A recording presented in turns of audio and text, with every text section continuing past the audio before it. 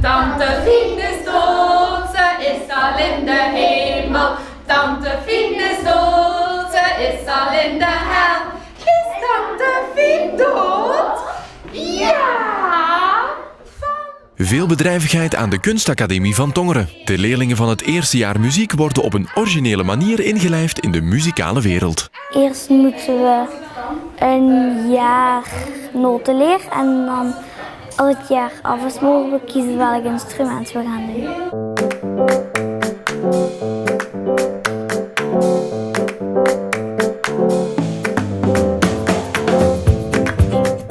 Kijk, en zij heeft dat nu helemaal klaar al met krantenpapier beplakt en met stof en allerlei andere materialen. Nu moet alleen dus de achtergrond nog. Hè. Er zijn kinderen die dat geschilderd hebben, maar je kunt dat dus ook doen met oliepastel. Met de opleidingen muziek, woord en beeld biedt de Kunstacademie een ruim aanbod aan cursussen. Ik ben een potje aan het maken. Het is eigenlijk een oefening om klei hoog op te trekken. Dat is een oefening die me opgelegd is om bij te leren. Saskia volgt al enkele jaren de opleiding keramiek.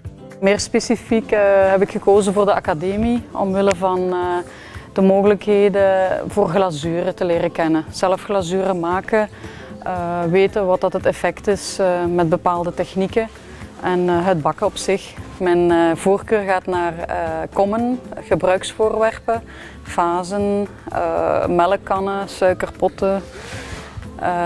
De echt complexere zaken zoals theepotten en dergelijke, daar heb ik me nog niet aan gewaagd.